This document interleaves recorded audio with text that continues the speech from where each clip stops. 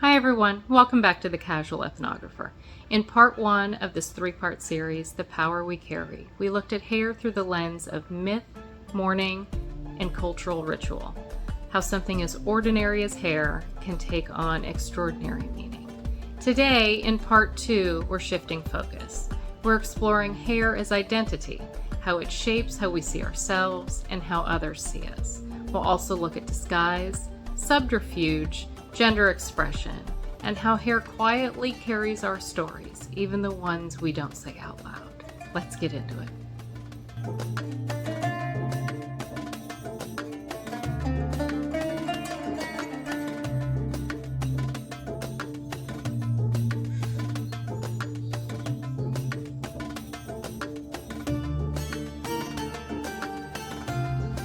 Hair has always been more than just hair.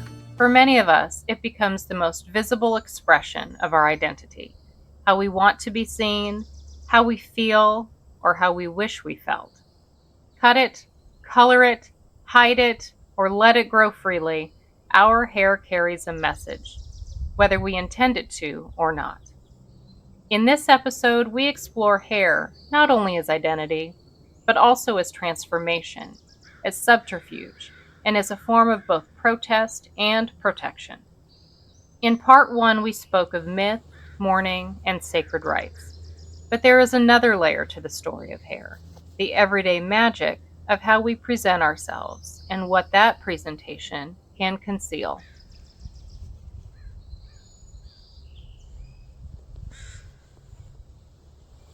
Hair is one of the first things people notice.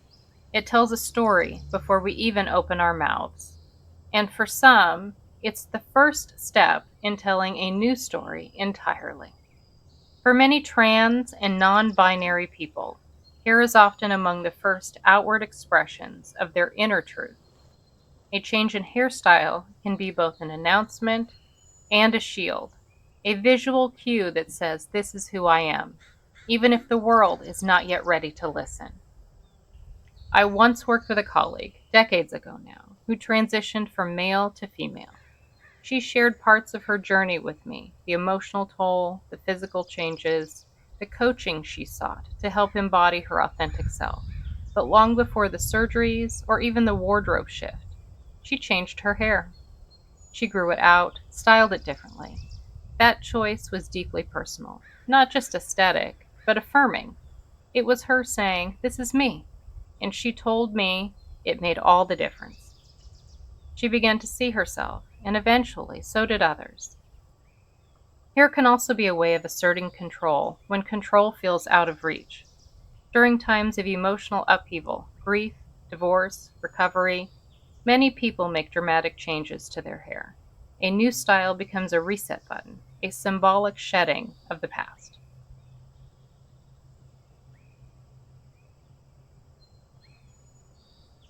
Hair has long played a role in stories of subterfuge. In myths and media alike, wigs and hairpieces are used to hide identities or deceive others.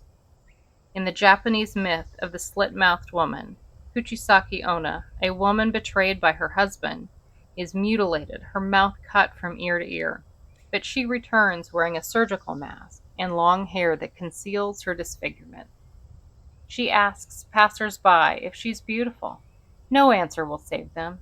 It's a story steeped in pain, but also in performance, using hair and concealment as both shield and weapon.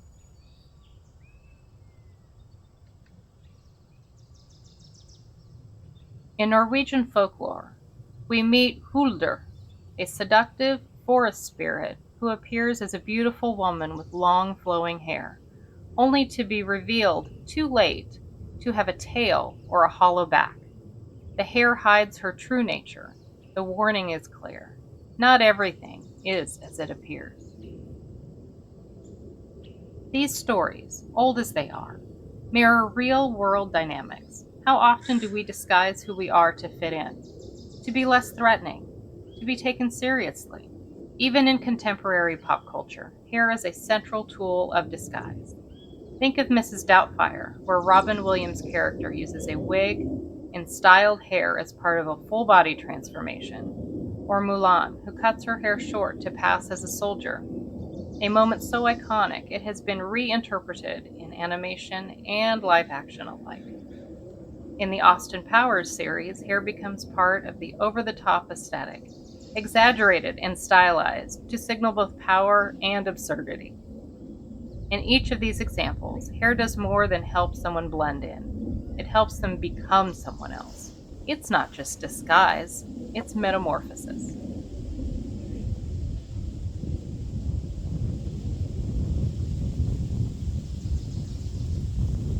Hair is also subject to cultural scrutiny.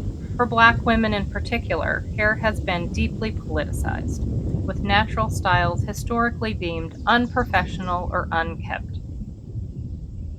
The Crown Act, first passed in California and spreading across the U.S., seeks to ban race-based hair discrimination. This is not merely about aesthetics.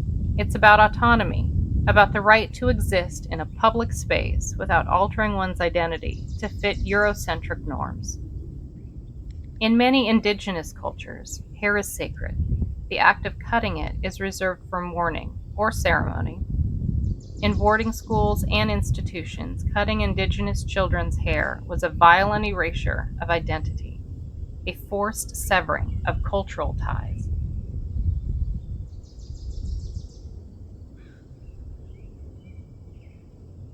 From the perspective of psychology, hair color and style shape perception. Studies show that people make snap judgments about personality, sexuality, even intelligence based on someone's hair. Blondes are often perceived as more approachable or fun, brunettes as competent, redheads are frequently portrayed as fiery or unpredictable. None of this is based in fact, and yet the stereotype persists. And in contrast, when hair is lost, especially for women, it can feel like identity is being stripped away, whether it's due to illness, genetics, chemotherapy, or stress. The loss of hair can feel deeply personal, even cruel. Women are told their femininity, beauty, even their social value is tied up in their hair. When that's taken, society doesn't always know what to do with us, and often, neither do we. It's not a stretch, then, to understand why hair is used again and again in folklore and mythology.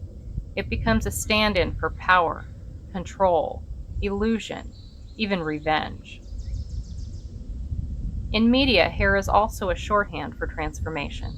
Think of Legally Blonde, where Elle Woods uses her platinum hair and pink outfits to subvert expectations, not to change herself, but to challenge the assumptions others make.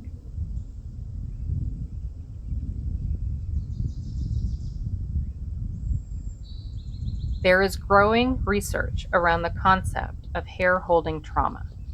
While not literal, the idea is that our relationship with our hair reflects our emotional state. Cutting it after a breakup, shaving it in protest, refusing to style it during depressive episodes.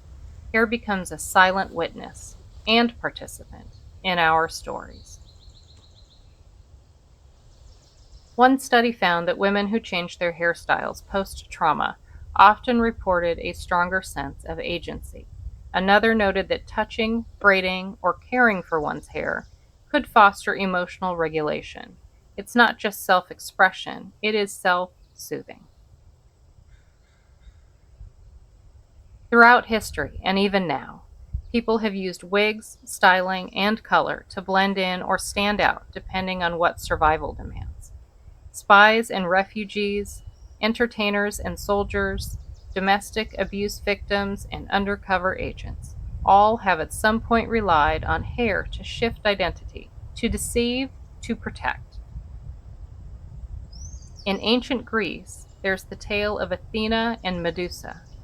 Some versions say Medusa was once a beautiful priestess whose hair was her crowning glory. After being assaulted in Athena's temple, she was punished, transformed into a monster with serpents for hair. But that punishment became power. Anyone who looked at her turned to stone. Her hair, once a symbol of beauty, became a tool of vengeance and strength. In Scottish lore, there's the story of the Ban Nye, a washerwoman spirit who foretells death. She's often described as having long, matted hair and a spectral appearance. In some tales, if you catch her, she'll reveal the name of the one doomed to die, but only if you can surprise her while she washes the bloody garments. Her hair, like her presence, is a sign of transition, from life to death, from known to unknown.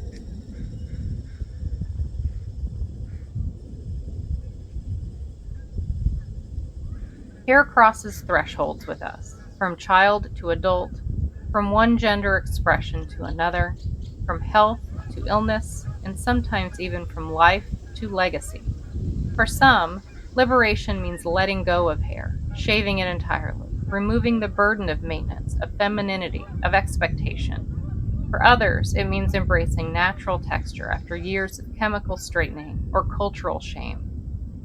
Haircuts after illness, whether cancer or depression, often mark rebirth. Growing it back becomes a celebration of survival.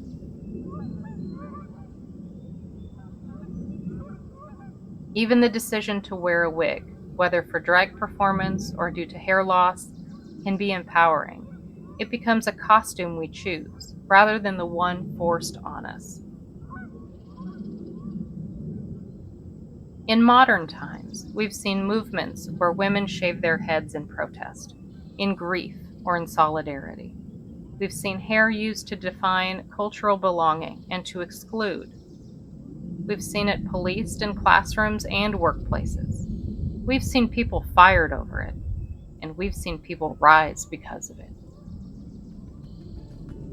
All of this, the myths, the stories, the lived experiences, remind us that hair has never been frivolous. It is deeply human. It's tangled up in culture, identity, resistance, and transformation. Hair is not simply style, it is story. It tells others where we've been, how we feel, what we believe, sometimes even before we speak.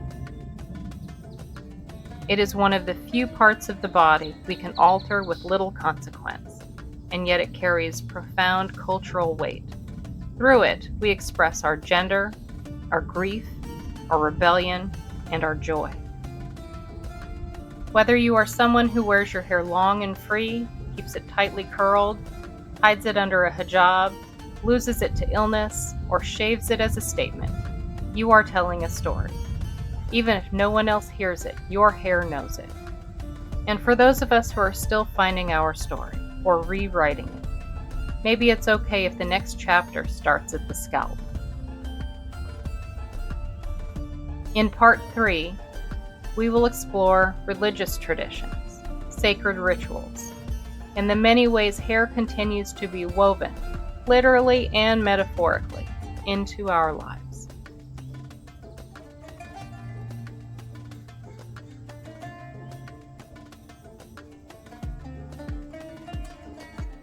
Thank you for spending time with me today as we continue to look at the power of hair. I hope this episode gave you something to reflect on about your own relationship with hair or the stories we inherit and carry through it. In part 3, we will return to the sacred, religious traditions, ceremonial hair offerings, and how different cultures use hair as a medium between the earthly and the divine. Our next episode drops Monday, Memorial Day. I hope you'll join us for the new virtual book club, Shelf Indulgences. Until then, be well, take care of yourself and your hair, and as always, thank you for being here. I appreciate your presence. See you next time.